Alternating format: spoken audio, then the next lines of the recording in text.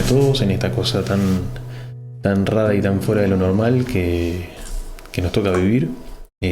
Son reuniones en tiempos de cuarentena y de coronavirus, una cosa rarísima, pero bueno, como iglesia y como hermanos en Cristo que somos, pienso que hacemos bien y estamos haciendo bien a la hora de sujetarnos a las autoridades, a lo que las autoridades nos están pidiendo o recomendando, de que no nos juntemos de forma física. Y bueno, gracias a Dios tenemos estos medios digitales para poder compartir, aunque sea un tiempo entre nosotros, de escuchar un poco la palabra de Dios. Y oro de verdad oro para que siempre, ¿no? Escuchemos la palabra, sea por el medio que sea de la forma que sea. Él nos nutra, Él nos anime a seguir, Él nos dé el ánimo que necesitamos, y que nos traiga bendición, que nos siga ayudando a crecer y que nos alimente, bueno, como lo hacemos cada domingo, ¿no?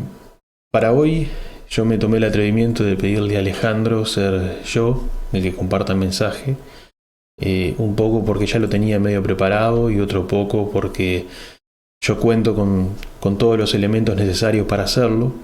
Tengo el micrófono, tengo la cámara, tengo una buena computadora, una buena conexión acá en la oficina de las cabañas. Y en fin, yo pensaba que al tener todo esto y tener un mensaje casi pronto, casi listo, era una buena oportunidad de volver a compartir con ustedes, aunque sea a la distancia, ¿no? Me hubiera gustado poder volver a dar el mensaje de otra manera, viéndoles a la cara, pudiendo estar con ustedes, teniendo un tiempo de confraternidad después, como lo hacemos habitualmente. Pero bueno, las circunstancias se plantean de esta forma. Dios lo estableció de esta manera y lo vamos a seguir haciendo con gusto y, como siempre, con un corazón abierto y con un corazón dispuesto a seguir en las formas que tengamos que seguir por este camino juntos, ¿no? La última vez que compartí un mensaje con ustedes fue por allá por el mes de octubre. Habíamos compartido, me acuerdo, un miércoles del mes de septiembre, un estudio, si se acuerdan, sobre el Salmo 1. Después, al otro mes, en octubre, hicimos lo mismo con el Salmo 2. Y bueno, después no pude seguir compartiendo, porque bueno, por los problemas con los que tuvimos que lidiar en estos meses y que me impidieron poder seguir sirviendo de esta manera. Pero bueno, gracias a Dios ahora puedo estar de vuelta en esta forma de servicio, y bueno, siempre pronto para servir a Cristo, para servirlos a ustedes y para ser de bendición dentro de lo que se pueda, ¿no? Y bueno, como decía recién, los anteriores mensajes fueron sobre el Salmo 1, sobre el Salmo 2, y esta vez, para seguir con la línea y no salirme mucho, voy a compartir con ustedes un análisis del Salmo 3, un estudio del Salmo 3. Un salmo que realmente fue providencial en mi vida y en todo este momento que me toca vivir, y creo que viene bien para este momento que nos toca vivir a todos con esta situación muy particular. Dios, en su gracia y en su misericordia, dejó que yo empezara a preparar este salmo después de que había terminado con el Salmo 2, y en ese momento, bueno, permitió Él que se dieran un montón de problemas, si se quiere, y me dejó sin poder compartir, pero trancado ahí meditando en este salmo, sobre lo que este salmo decía, y la verdad que fue providencial, y ahora se van a dar cuenta por qué, ¿no? Porque es un salmo que nos muestra el camino que uno recorre en tiempos de angustia, en tiempos de dificultad. Se trata del camino que uno transita cuando las cosas se ponen oscuras, y dentro de ese camino, cómo uno, en medio de todo eso, puede percibir a Dios, cómo uno puede mirar a Dios, y mostrándose Él de alguna forma, o mostrándose en Él, mejor dicho, diferentes cualidades que lo identifican y que lo muestran como realmente Él es, ¿no? Entonces vamos primero que nada a leer. Obviamente les voy a pedir que me acompañen al libro de Salmos. Vamos a Vamos ahí a Salmos, vamos a leer el Salmos 3. Yo lo voy a leer desde la Biblia de las Américas. Voy a dar un tiempito para que lleguen ahí. Es raro porque ahora no los puedo ver buscar en la Biblia, y entonces no sé exactamente cuándo todos están preparados, pero más o menos vamos a intuirlo. Salmo 3 dice así: Salmo de David cuando huía delante de su hijo Absalón. Oh Señor, cómo se han multiplicado mis adversarios, muchos se levantan contra mí. Muchos dicen de mi alma, para él no hay salvación en Dios. Mas tú, Señor, eres escudo en derredor mío, mi gloria y el que levanta mi cabeza. Con mi voz clamé al Señor, y él me respondió desde su santo monte. Yo me acosté y me dormí, desperté, pues el Señor me sostiene. No temeré a los 10 millares de enemigos que se han puesto en derredor contra mí. Levántate, Señor, sálvame, Dios mío, porque tú hieres a todos mis enemigos en la mejilla, rompes los dientes de los impíos. La salvación es del Señor, sea sobre tu pueblo tu bendición. Hasta ahí la lectura. Quiero empezar el estudio hablando un poco del título de este salmo. No voy a entrar en demasiados detalles del contexto histórico, solamente los necesarios para entender en qué marco se dan las palabras de David y cuál es el contenido emocional de este poema, por decirlo de alguna forma. Lo que sí me interesa analizar, por arriba aunque sea, es el título, ¿no? Primero, porque entiendo yo es también, así como el resto del Salmo, palabra de Dios. Este título que vemos acá, que dice ahí, Salmo de David cuando huía delante de su hijo Absalón, no es, como alguno puede suponer, un título agregado por la editorial de turno. Ni es tampoco un agregado que hace alguna versión particular y otra versión de la Biblia no lo hace, ¿no? Hay, sí, es cierto, una especie de discusión acerca de la canonicidad de los títulos de los salmos, pero sin ir a un análisis muy profundo. Yo estoy convencido de que estos títulos que encontramos en los salmos particularmente son veraces, son verdaderos, son palabra de Dios y tenemos que verlos como tales, ¿no? Si quieren, para no hablar todo ahora, si quieren saber algo más sobre el tema, acerca de los títulos de los salmos, yo puedo compartirles parte del comentario de los salmos que hace un muy conocido pastor británico, ya fallecido él, que se llamaba James Montgomery Boyce, un excelente exégeta y un excelente predicador. Y en ese comentario él, de una manera muy simple y sin mucho entrevero, explica el porqué de su convencimiento de que los títulos de los salmos también son inspirados, al igual que el resto de la escritura, y no son solo algún capricho de algún escriba loco ahí que lo agrega después, ¿no? Pero en fin, no quiero cansarlos mucho con tecnicismos, ni con estas cosas. Lo que sí quiero que veamos es que este Salmo 3 se da en un contexto histórico bien particular.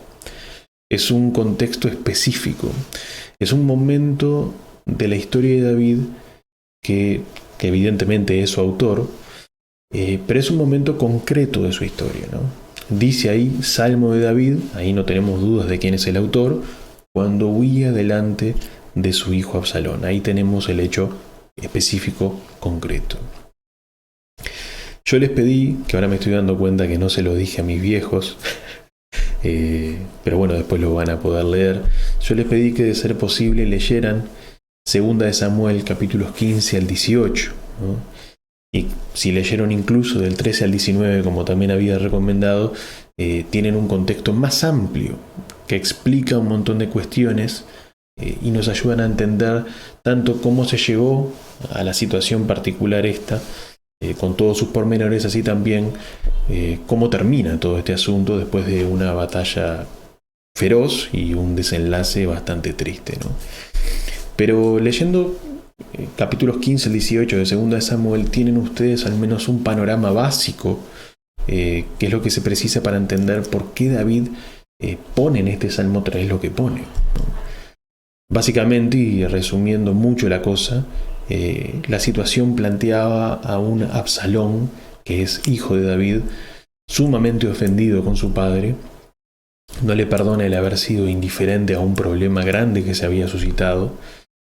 Absalón se va de Jerusalén por un tiempo y desterrado, y años después vuelve a pedido del rey, pero lo hace con ciertas restricciones de parte del gobernante que no son para nada felices a la vista de Absalón, ¿no? Absalón siente que David, su padre, no debería estar ahora en el lugar de gobierno que ocupa o que ocupaba, y mediante un trabajo, como se dice, de hormiga, comienza Absalón lentamente a convencer al pueblo de que David no es el mejor rey para ellos, sino que Absalón mismo es la respuesta a los problemas de la sociedad, ¿no? Es más o menos lo que pasa en el 99% de los casos de los gobiernos del mundo, ¿no? Un aspirante a gobernador que dice que el que está sentado gobernando ahora no está haciendo lo que debería hacer, no es lo que debería hacer, pero que sin embargo él mismo sí puede saciar las necesidades de la población y puede ser el hombre que saque a la población adelante. Es una vieja historia y ya conocida, ¿no? Pero esta historia particular viene cargada además con una emotividad y con una hazaña que no es menor y que hace que las acciones por parte de Absalón tengan una vehemencia y un ímpetu negativo que va un poco más allá de lo normal y un poco más allá de lo común. Entonces Absalón convence a gran parte del pueblo y organiza por fuera de Jerusalén un ataque en contra de David y en contra de su reinado, ¿no? Que obliga al rey a tomar ciertas precauciones, incluso al punto tal de tener que abandonar David su lugar en el trono y huir de Jerusalén, ¿no? Por primera vez desde que David había asumido, tiene que dejar su lugar, ¿no? Por lo menos de manera temporal, pero tiene que dejar su lugar y abandonar el palacio y abandonar también el tabernáculo de Dios, ¿no? Donde Dios moraba en medio de su pueblo, con el fin de que esta cuestión, esta sublevación de Absalón y los suyos pase y poder retornar más adelante en el tiempo, ¿no? Pero el tema eran dos cosas. Por un lado, el hecho de que la vuelta de David, a los ojos de David, no era segura, ¿no? Bien podía él abandonar el trono en su momento y no volver nunca más, ¿no? Y que Absalón ocupara ese lugar. Y otra cosa era que, por otro lado, el hecho de que el enemigo, el que quería destronarle, era su propio hijo, ¿no? Con quien había tenido, es cierto, profundas diferencias, pero a pesar de eso, era su hijo y le era muy amado, ¿no? Y lo apreciaba muchísimo. Y como después la historia evidencia, lo que pudieron leer, se dan cuenta que cuando muere Absalón, David tiene un dolor muy grande y le pesa mucho su muerte, ¿no? Entonces ese es el contexto en el que se desarrolla todo este asunto. Es un contexto de dolor, un contexto de angustia, un contexto de ansiedad, un contexto de tristeza, de sufrimiento, que lleva a David, como vamos a ver, a levantar los ojos al cielo, como deberíamos hacer nosotros en cada problema que tenemos en nuestras vidas, ¿no? Y a percibir en Dios cualidades que son intrínsecas en Él y que son particulares de Él y que lo definen como el Dios que nosotros conocemos.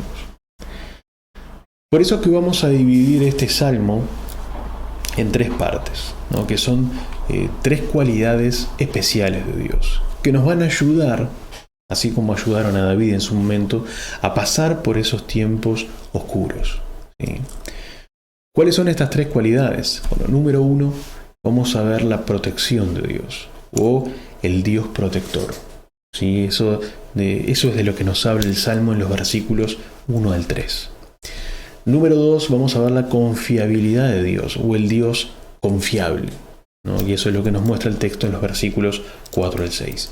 Y por último, vamos a ver en versículos 7 y 8 la liberación de Dios, o el Dios liberador, el Dios que libera.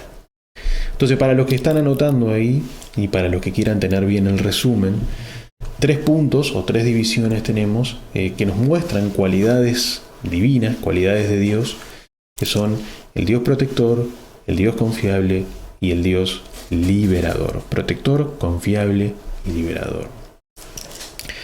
Vamos a empezar entonces viendo la primera cualidad que nos muestra este Salmo 3, y es la idea o el concepto de un Dios protector, un Dios que protege a su siervo. Ahora, ¿cómo es que nosotros podemos ver u observar la protección de Dios? ¿Cómo es que podemos palpar esa protección o ese cuidado en nuestra vida? Sin lugar a dudas que Dios nos protege, ¿no? De miles de cosas, de miles de situaciones, de conflictos innumerables. Pero, ¿cómo nos damos cuenta nosotros de esa protección y ese cuidado? Bueno, básicamente nos damos cuenta cuando estamos pasando por el momento difícil y Dios, en su gracia y en su soberanía, interviene en el asunto, ¿no? Vamos a ver ahora que lo que hace David para mostrarnos a ese Dios protector es simplemente mostrarnos las circunstancias en las que Él se ve envuelto y luego mostrarnos cómo Dios actúa en medio de esas circunstancias, ¿no? Mostrarnos lo que Dios es en medio de su problema o en medio de su dificultad.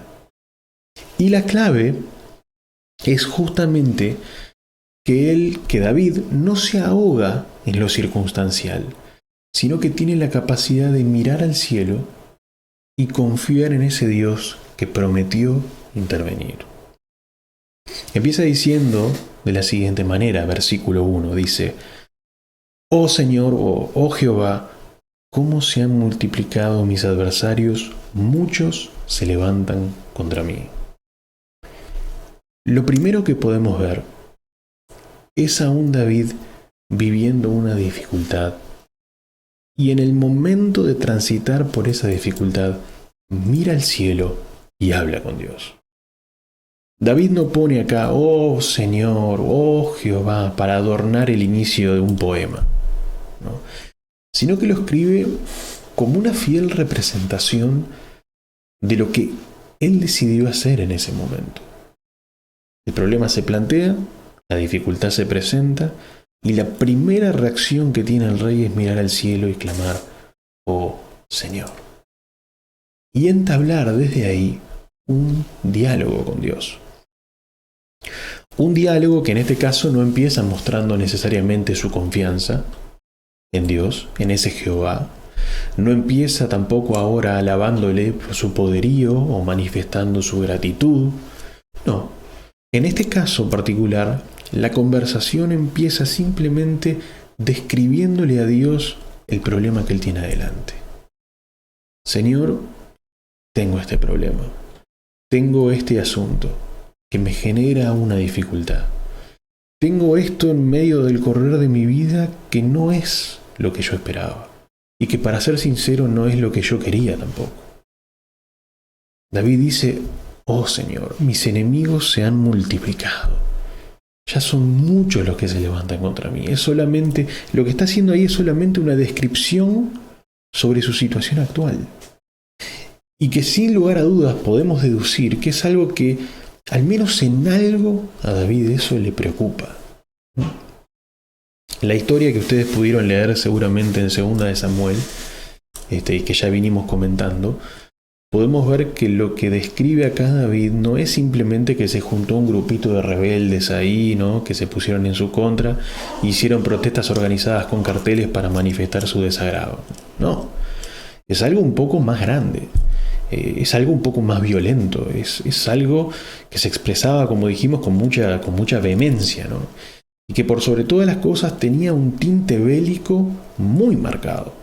Es decir, son enemigos o son adversarios que están dispuestos a guerrear, a ir a la batalla en contra del rey, ¿no? Prontos para destruirlo, para matarle, para destronarlo, prontos para poner a Absalón su hijo en su lugar. Muchos, dice David, son mis enemigos, muchos se levantan contra mí, ¿no?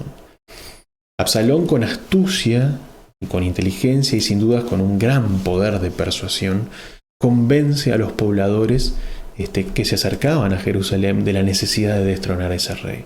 Y eso genera la reacción del pueblo, genera enojo en contra de David y genera también en el rey, tristeza.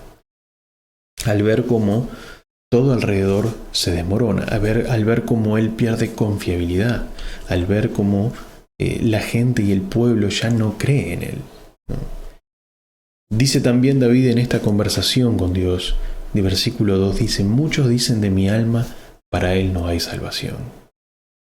¿Y por qué el pueblo, podemos preguntarnos, asume que para David no hay salvación en Dios? ¿Qué quiere decir que para David ya no hay salvación en Dios? Bueno, quiere decir básicamente que David está condenado. Se asume que David va a ser castigado por el Señor, por su inoperancia, por su ineficiencia a la hora de gobernar, por su mal desempeño, no sé, podría ser por muchísimas cosas. Pero la cosa es que los enemigos de David asumen sin lugar a dudas que David va a ser condenado y que va a ser castigado por Dios. Nos cuenta también la historia de 2 de Samuel, que es la que le da el contexto, como dijimos, a este salmo, que en una situación de lo más particular, mientras David salía huyendo de Jerusalén, se encuentran él y su séquito con un hombre llamado Simei.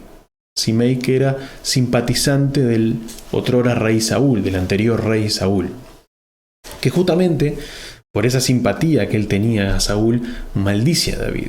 Dice el texto que incluso le tira piedras y que le grita a viva voz cosas como: bueno, esto es lo que tú te mereces, este es el castigo de Dios sobre tu vida por haber sido sanguinario contra el rey Saúl, ahora por eso estás saliendo humillado, Absalón va a tomar tu lugar, todo se trata de la justicia divina que está cayendo encima de ti. Y nosotros sabemos, por lo que conocemos de la Biblia y por lo que conocemos de lo que era Saúl, y sabemos que más allá de todos los deslices que David tuvo en su momento, sabemos que David era un rey conforme al corazón de Dios.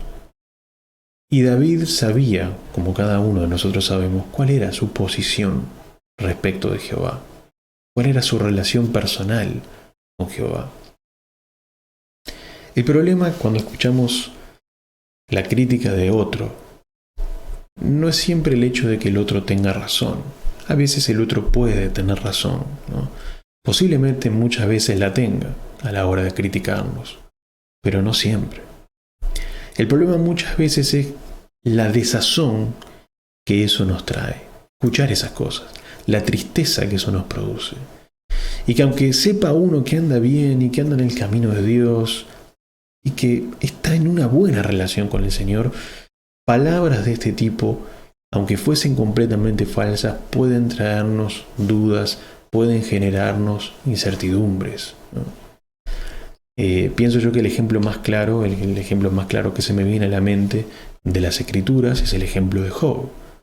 Job sabía cuál era su posición con respecto de Dios. Obviamente que Job tenía que aprender muchísimo de Dios, y en el libro de Job, sobre todo al final, nos damos cuenta de eso, ¿no? Pero Job sabía cuál era su posición, sabía que no había pecados específicos en su vida que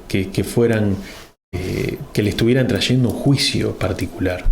Sabía que su relación con Dios era sana, que era una relación fructífera, pero así y todo, cuando las cosas pasaron como pasaron y las circunstancias se tornaron muy oscuras para él, no faltaron los amigos que después de un muy cortito tiempo de silencio empezaron a querer ponerse en el lugar de jueces ellos y a marcarles a este hombre las razones por las cuales Dios, mira, Dios por esto y por esto está trayendo juicio en tu vida. Entonces algo por el estilo de Job es lo que le estaba pasando a David a la hora de escribir este Salmo 3, ¿no? En donde no solo está la desazón y la tristeza por tener que dejar Jerusalén, tener que dejar el tabernáculo y la casa de Dios, tener que dejar el gobierno, al menos de forma temporal, que eso ya para David era algo muy doloroso, sino que además tenía que soportar también en su huida el escarnio y la burla y la condenación de la población en general, ¿no? Que creo que en 2 de Samuel capítulo 16 se ejemplifica muy bien en toda esta situación con este hombre Simei. Un punto interesante que no hay que dejar de lado y que en el Salterio aparece por primera vez es esa palabrita que vemos al final de este versículo 2, ahí donde dice Selah, que está generalmente, en algunas versiones está entre comillas, ¿no? Selah. Selah es un término bastante discutido y de significado dudoso o incierto, pero según los entendidos es muy probable que signifique una de dos cosas.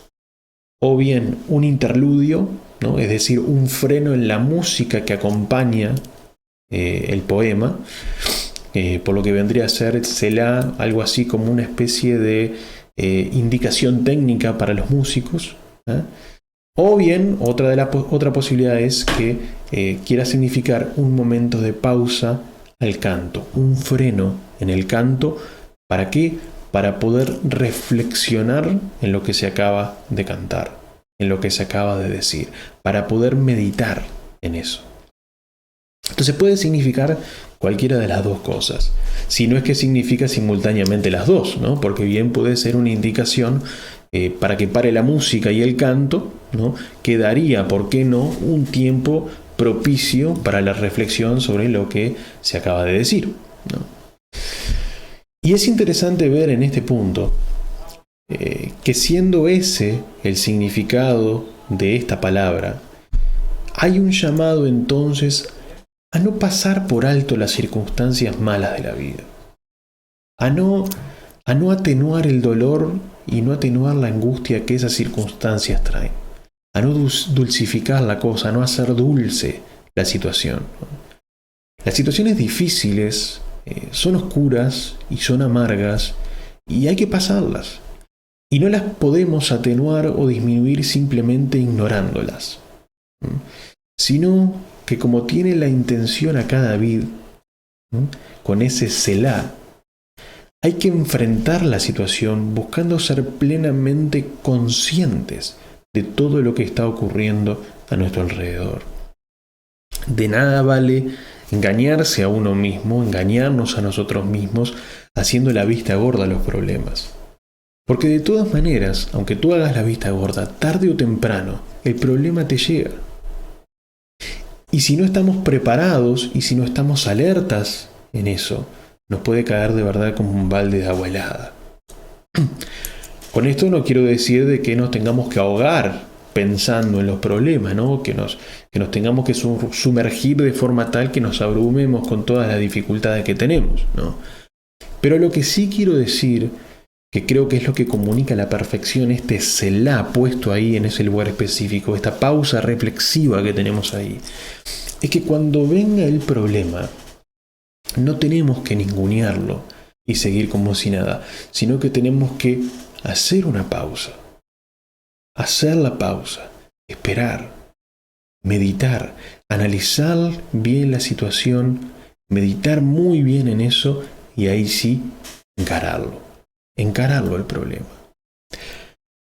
¿Cómo lo encaramos nosotros? ¿Cómo lo encaró David?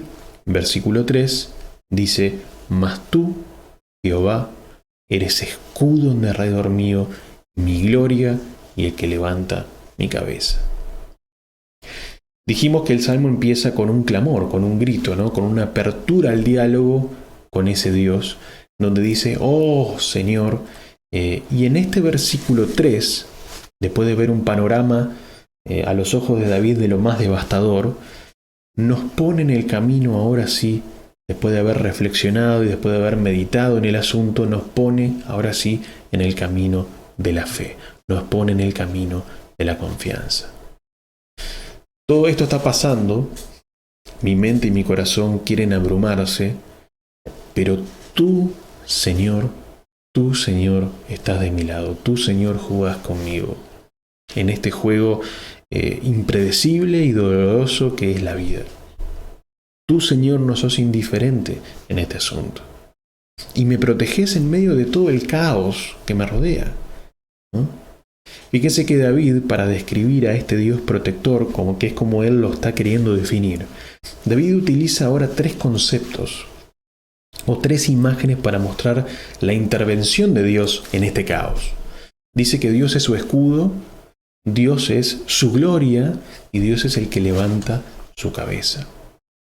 Es como una especie de progresión que hace David, ¿no? Primero que nada dice: Dios es mi escudo. Una clara imagen de protección, un símbolo clarísimo de cuidado. ¿Qué es lo que hace?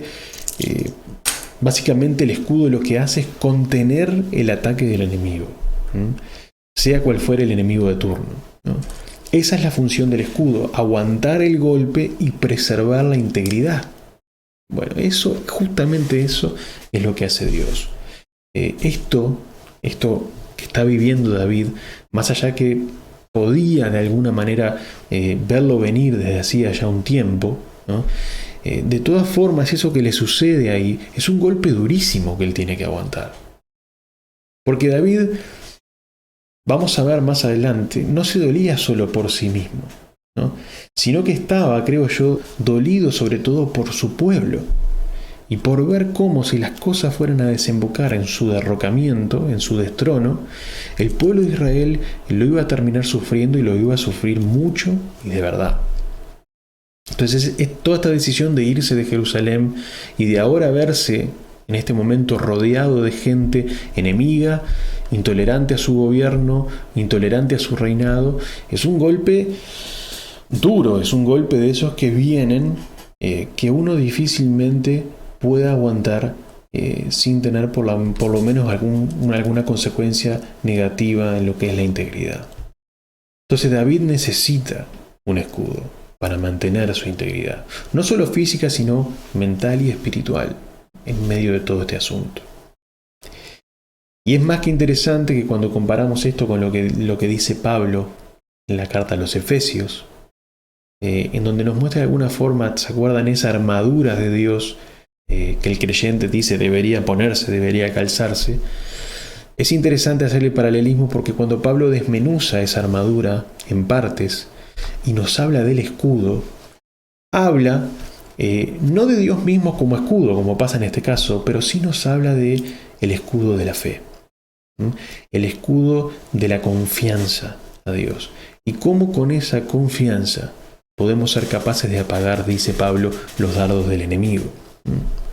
Sin ese escudo, sin esa primera protección, nos encontraríamos entonces expuestos y a merced de todo lo que venga a atacarnos.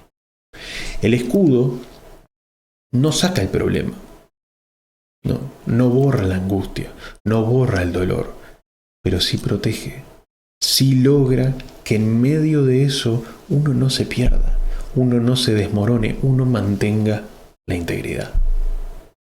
Segundo concepto, dice Dios, tú eres no solo mi escudo, sino también mi gloria. ¿Qué significa esto? Gloria, que es una palabra con muchísimas acepciones, porque gloria puede significar desde un resplandor hasta una manifestación de poder, un puesto de gobernanza. Gloria puede significar muchas cosas. Pero gloria, en este caso, significa aquello de lo que David puede presumir. ¿Qué es poder presumir? Bueno, es poder jactarse, poder vanagloriarse de algo, fanfarronear, sacar cartel, ¿no? Puede sonar un poco a mundo eso, ¿no? Pero si hay algo de lo que entendemos que tanto David como nosotros podemos sacarnos cartel, es de Dios mismo. Es de Dios mismo. Tú, Señor, eres mi gloria.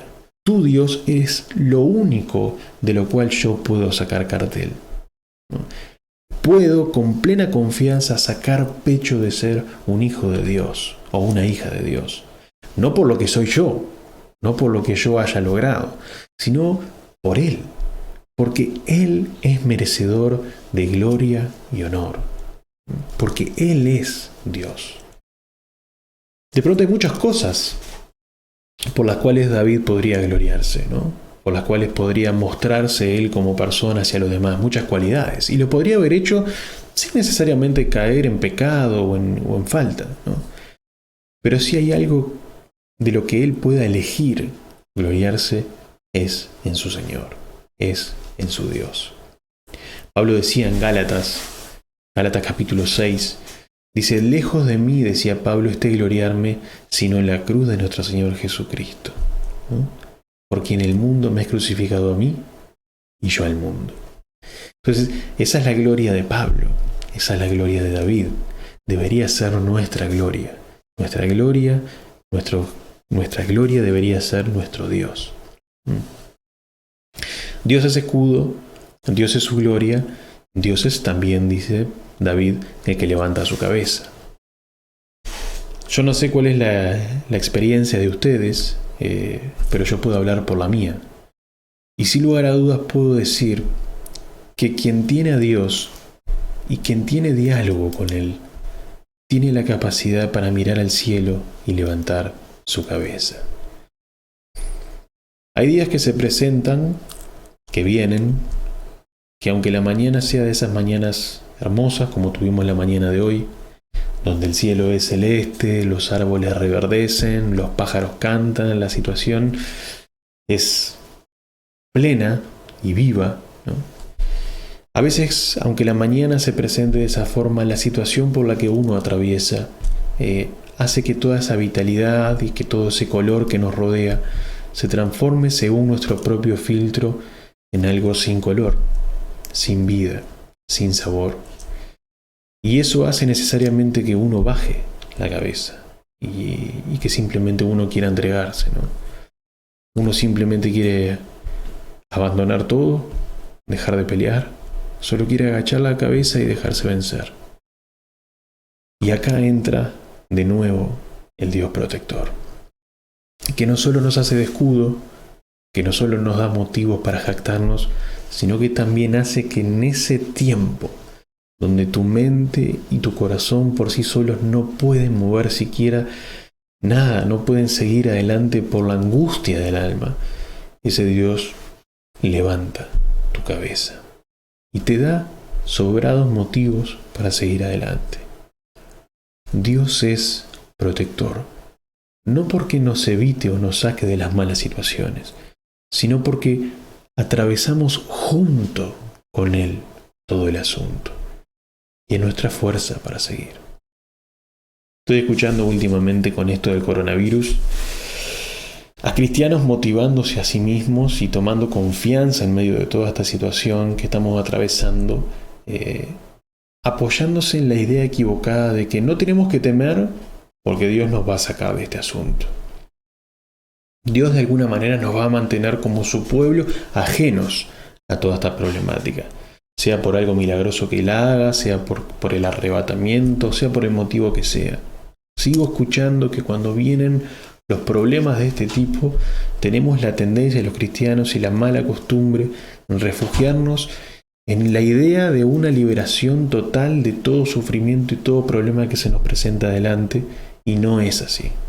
No es así.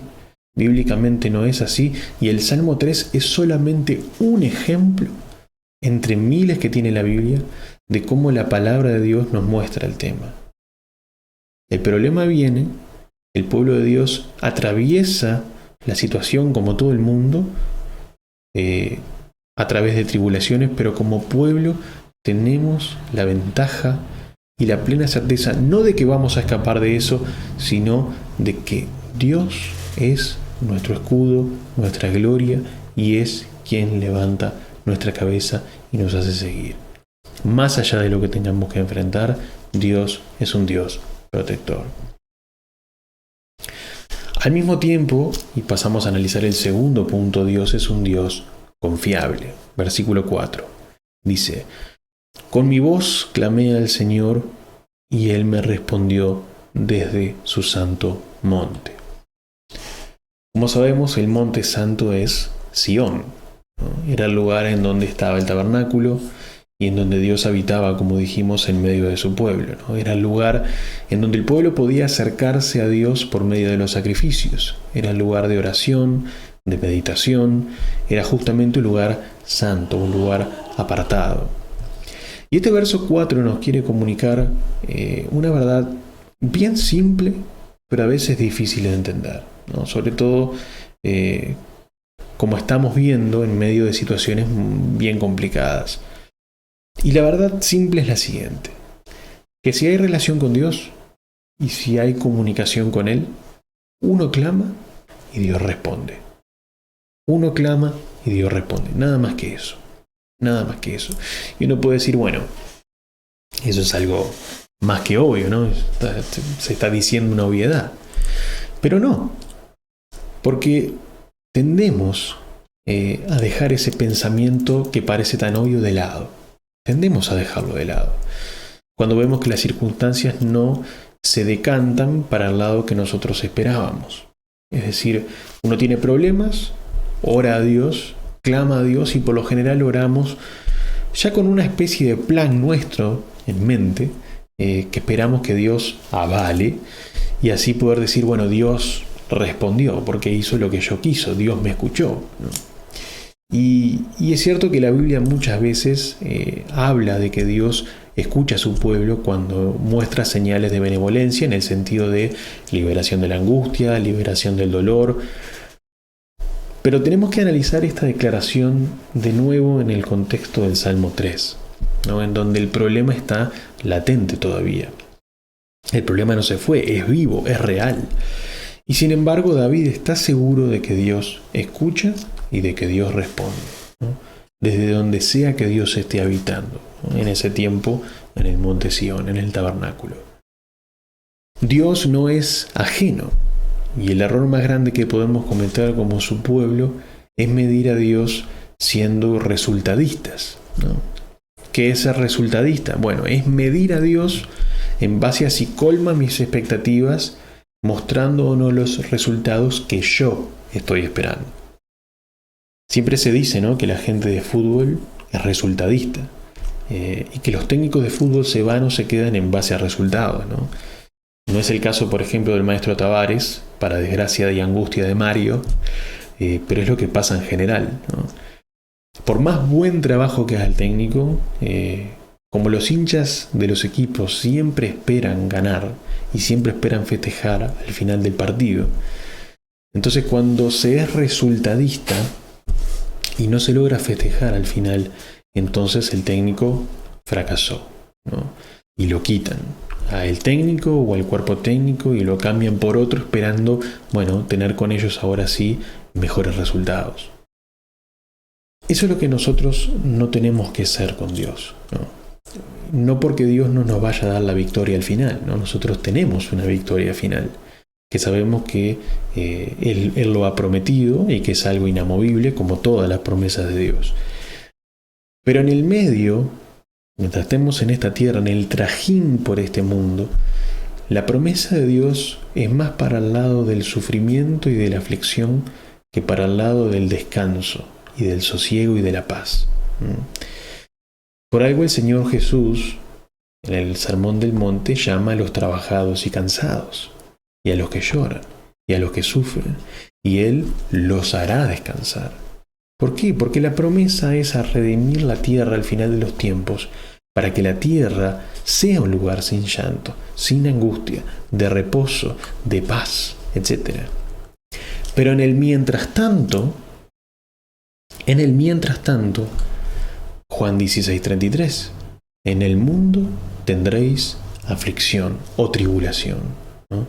Hechos 14:22 dice, es necesario que a través de muchas tribulaciones entremos en el reino de Dios. Entremos, pero mientras no entras, tenés tribulaciones. Apocalipsis 7 narra que uno de los ancianos, hablándole a Juan, que es quien tenía las visiones, le dice, estos son los que vienen, mostrándole a una multitud ahí, estos son los que vienen de la gran tribulación, y que ahora han lavado sus vestiduras y las han emblanquecido en la sangre del Cordero, ¿no? Tribulación. Entonces David dice, En una manifestación plena de confianza a Dios, yo clamé, dice David, y Dios me responde, aunque todavía no veo los resultados, aunque todavía estoy pasando por el problema. Y es tal la confianza que David tiene a Dios, que a alguno le puede asombrar incluso lo que dice en el versículo 5. Porque el versículo 5, en medio de todo este caos, David dice, yo me acosté y me dormí, desperté, pues el Señor me sostiene. Este verso, además de dar un argumento para muchos, para llamar a este Salmo 3, el Salmo, la plegaria matutina o la oración de la mañana, el Salmo 3 generalmente se le dice así, algo similar pasa con el Salmo 4, que es el Salmo vespertino. Este verso, además de hacer eso, nos muestra los resultados internos de la confianza de David. Es decir, David está tan confiado en su Dios. Para él su Dios es alguien tan confiable que eso necesariamente se traduce en una falta de temor. Que en vista de los hechos humanamente es incomprensible, ¿no? A ver, no es que David nunca haya tenido miedo. Si David nunca hubiera tenido miedo, entonces no hubiera empezado este salmo nunca con Señor, mis enemigos son muchos. David en cierto sentido y de cierta manera teme a este problema que tiene adelante y por el cual está pasando. Pero el punto es que cuando busca a Dios, cuando indaga en el consejo divino, cuando se refugia en ese Dios protector, encuentra la paz suficiente como para dormir tranquilo. En el tiempo de la enfermedad de Yara, en los momentos de diagnósticos más duros, una pregunta recurrente que me hacían muchos era si yo estaba durmiendo bien, ¿no? Como me preguntaban, bueno, ¿cómo estás durmiendo? ¿Estás muy cansado? ¿Cómo estás durmiendo? Y la verdad, hermanos, es que yo, y no tengo miedo en decirlo, y lo digo con plena autoridad, yo me identifico con David acá, muchísimo, y leí este Salmo 3 muchísimas veces, y leí este verso muchísimas veces, y experimenté en carne propia lo que es estar abrumado de problemas y al mismo tiempo poder dormir en paz. Tanto Yara como yo, en todo el proceso de la enfermedad, salvo las noches de algún dolor o alguna incomodidad particulares de la enfermedad misma, que la enfermedad misma traía, tanto Yara como yo, en diagnósticos, en situaciones negativas, en momentos de escuchar cosas duras, en tiempos de inestabilidad emocional, en tiempos muy oscuros, tanto ella como yo nos refugiábamos en Dios y de verdad dormíamos. David dice, me acosté, me dormí, desperté. ¿Por qué? Porque Dios me sostiene. El sustento de Dios, ese impulso que tenemos en Él, esa confianza que viene, aunque el panorama sea nefasto, es lo que a uno permite descansar. Y es, hermanos, un muy buen medidor de tu situación espiritual, ¿no? Si tú podés dormir en paz, es un buen indicio, es un muy buen indicio. Ahora, si no podés, si te cuesta encontrar paz en medio del problema, si te cuesta conciliar el sueño porque no ves el sustento divino, entonces tenés que buscarle, tenés que arrimarte a Dios, tenés que clamar como David, contarle en diálogo fluido qué es exactamente lo que no te deja dormir y cuál es tu problema. Habla con Dios, descarga tu angustia en Él, libera tus problemas en Él, todo lo que te pasa por la mente, por la cabeza, háblalo. Hacé como David, Señor, mis enemigos son muchísimos, tengo este problema, estoy rodeado. No esperes que la preocupación se vaya sola, ¿no? No se va a ir y no vas a poder dormir. Necesitas clamar a Dios, necesitas pedirle que Él venga a tu rescate. Y cuando tú ves eso, cuando uno ve que Dios hace que uno esté en paz, algo que no es normal en realidad en este tipo de situaciones, cuando uno percibe que Dios está cerca porque uno actúa de manera contraria a lo natural, y es el Espíritu Santo el que te lleva a actuar de determinada forma, entonces es ahí cuando uno ve la respuesta divina sin que necesariamente eso se traduzca en hechos externos a nuestra propia espiritualidad y a nuestra situación interna. Yo no dependo de ver cosas para creer, sino que yo creo porque tengo la certeza interna de que Dios está conmigo y que me hace dormir tranquilo. Por eso David cierra esta sección en versículo 6 diciendo: no temeré a los 10 millares de gentes o de enemigos que se han puesto en derredor contra mí. ¿Por qué no teme? Porque confía en Dios, porque Dios es un Dios confiable. Ahora, ¿Dios hizo algo hasta ahora desde el punto de vista físico? ¿Dios ya eliminó a sus enemigos en este punto? No, pero sí hizo algo desde el punto de vista espiritual. Le dio internamente la protección y la confiabilidad como para que a David nada lo amedrente. Nada lo amedrente. Para que David a nada le dé miedo, para que nada lo acobarde, para que nada lo atemorice. Y ojo, repito una vez más, no se trata de una falta de temor que tiene David por ignorancia, ¿no? Ni es una falta de temor por inexperiencia o por falta de madurez, ¿no? Es una falta de temor por una confianza en Dios que no es ciega en absoluto y que viene después de una meditación profunda y concienzuda de sus problemas. No tengo miedo alrededor porque Dios está también alrededor mío. Cerrando un poco este mensaje, vimos a David manifestando a un Dios protector, en primer lugar, a un Dios confiable, en segundo lugar, y por último lo vamos a ver describir a un Dios liberador. Protector, confiable, y ahora, versículos 7 y 8, liberador. Leamos el versículo 7, dice: levántate, Señor, sálvame, Dios mío, porque tú hieres a todos mis enemigos en la mejilla, rompe los dientes de los impíos. David tenía su séquito y tenía, aunque posiblemente disminuido en lo que refiere a su accionar, también a su ejército. Y dado que era inminente el conflicto bélico, la batalla, David podría haber recurrido en primera instancia a su poderío militar, ¿no? Desde ese punto de vista. Y ojo, no es que David no vaya a recurrir a eso. De hecho, David ya en vísperas de la batalla mira los hombres que tiene a su alrededor y ordena a su ejército y pone incluso gentes en manos de jefes y los organiza y demás. Y de manera organizada y de manera ordenada van como ejército por este pueblo rebelde al mando de Absalón, contrario a los designios de Dios, y de esa manera es que David obtiene la victoria, ¿no? Entonces no es que David desprecia lo que él tiene a sus siervos, ¿no? Pero David sabe que si Dios no le acompaña, si Dios no le ayuda, por más poderío militar que él tuviera, la victoria se le iba a hacer esquiva, ¿no? E iba a terminar humillado por sus enemigos, todavía más de lo que venía siendo humillado hasta ahora. El punto es que David utiliza a los suyos, pero no le exige a los suyos que ellos lo salven. Él ordena todo, pero no le pide la salvación a Joab, no le pide la salvación a Abisai, ni a los demás que estaban con él. No. Él, la salvación, que en este caso quiere decir liberación del enemigo, él la liberación se la reclama a quien corresponde, se la reclama a Dios. Porque al fin y al cabo, es el único que realmente puede liberar.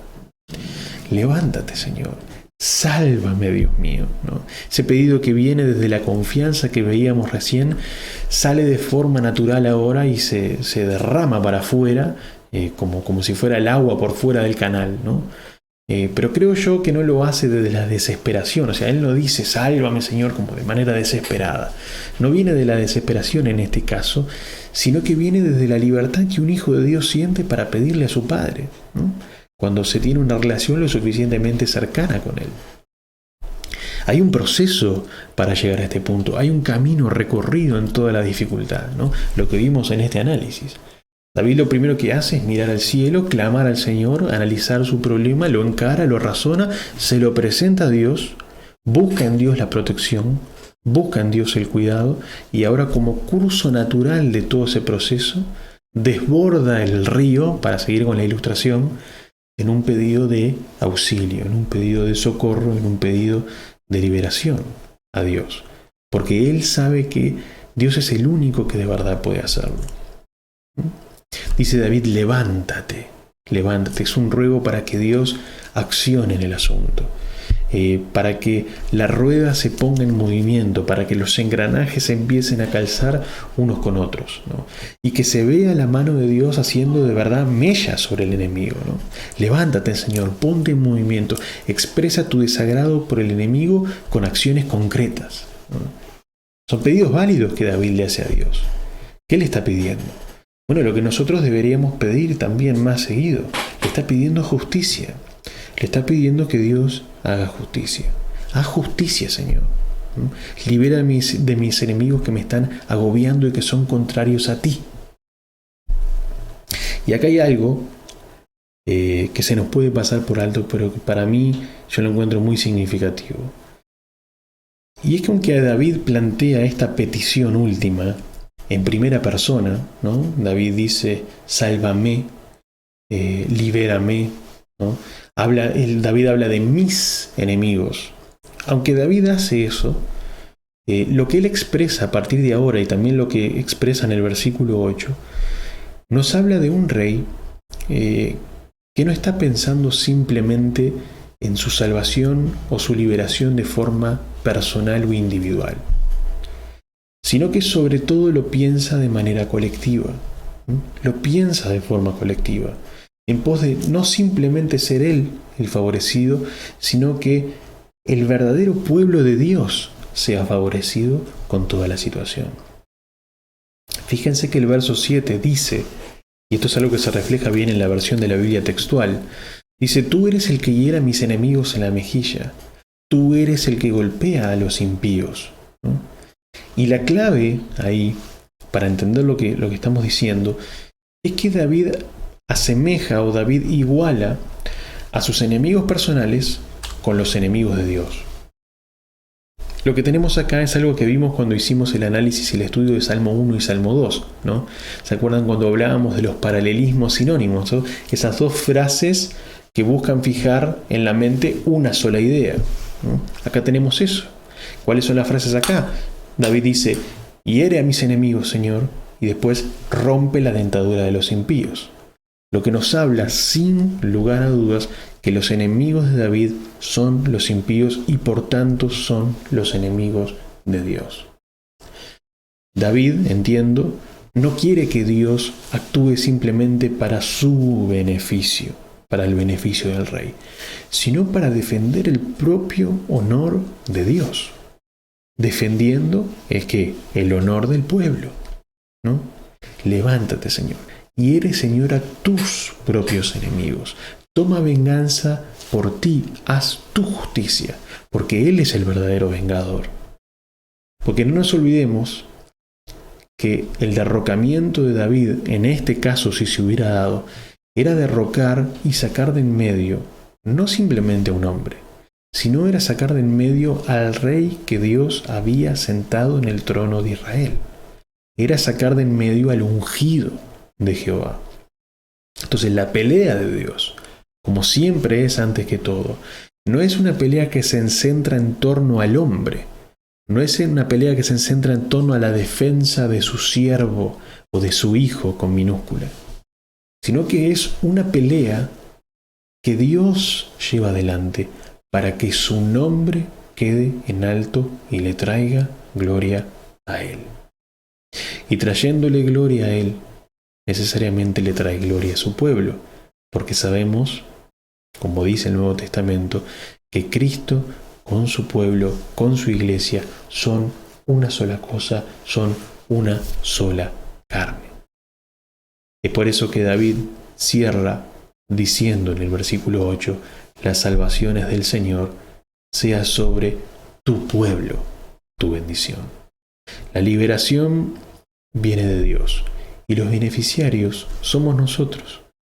No de forma individual cada uno, ni de forma separada, ni uno a la vez, no.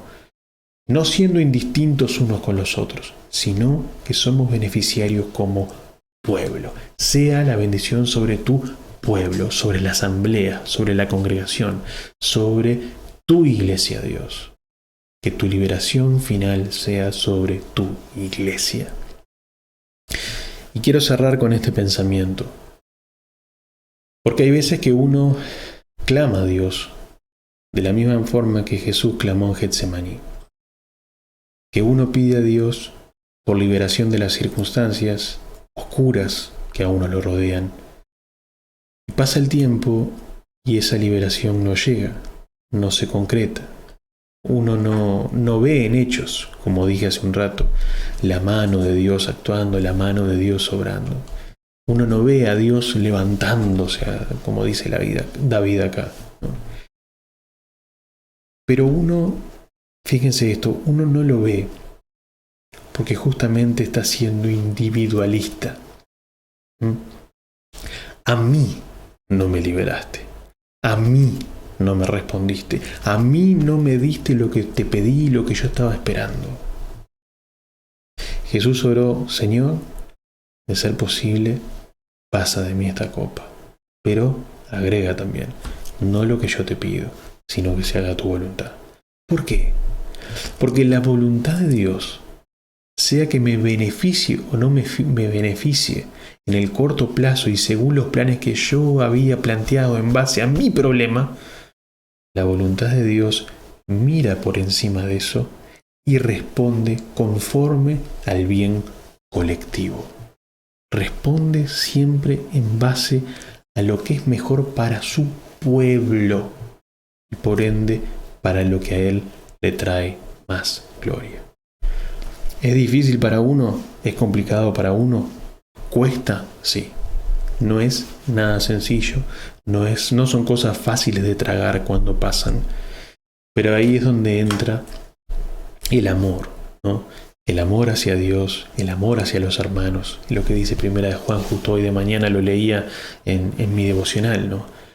Nosotros somos cristianos y sabemos que somos cristianos porque nos amamos los unos a los otros, ¿no? Ahí es donde entra el amor a mis hermanos, que sin lugar a dudas, aunque uno personalmente no recibe lo que está esperando, aunque uno no tenga la liberación inmediata, de alguna forma el pueblo de Dios tenemos la certeza que está siendo beneficiado, de una o de otra manera, ¿no? Hay que mirar al cielo y cuando la liberación que yo espero no llega, acordarnos que igual, al fin de todo, Dios nos va a liberar del mundo, del pecado, de la corrupción, de la desgracia eterna. Y vamos a quedar disfrutando de las bendiciones celestiales y de los beneficios que vienen con el haber tenido una vida apartada para Dios, santa y dedicada a servirle. Así que a Dios sea la gloria por eso. De repente les voy a pedir que me acompañen en una oración para cerrar, y después si tienen alguna pregunta, algún cuestionamiento, lo pueden plantear a través del chat o a través de WhatsApp y podemos ir respondiendo.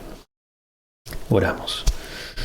Señor bendito, te damos gracias por este tiempo, que aunque nos es muy raro, Señor, hacerlo de esta forma, de una manera virtual, de una manera que no estemos unos con otros, aunque ahora no podamos compartir de pronto entre todos una comida como lo hacemos habitualmente. Sabemos, bendito Padre, que tú estás, que tú también trabajás en nuestro corazón, trabajás en nuestra alma y que nos sos de bendición y que de alguna manera estamos teniendo confraternidad, Padre, y que nos estás consolando unos a otros en esta situación de lo más rara y de lo más inusual. Dios Padre, te pedimos que tú nos ayudes en medio de los conflictos y que nos des la bendición, Señor, de poder en medio de la angustia confiar en ti, mirar al cielo y beneficiarnos, Señor Dios mío, con esa confianza que tú produces en nuestros corazones. Que seas tú, Señor, el que nos anime, que seas tú, bendito Padre, el que nos levante, el que levante nuestra cabeza, como dice David, y que podamos realmente, bendito Señor, gozarnos aún en medio de las situaciones más difíciles.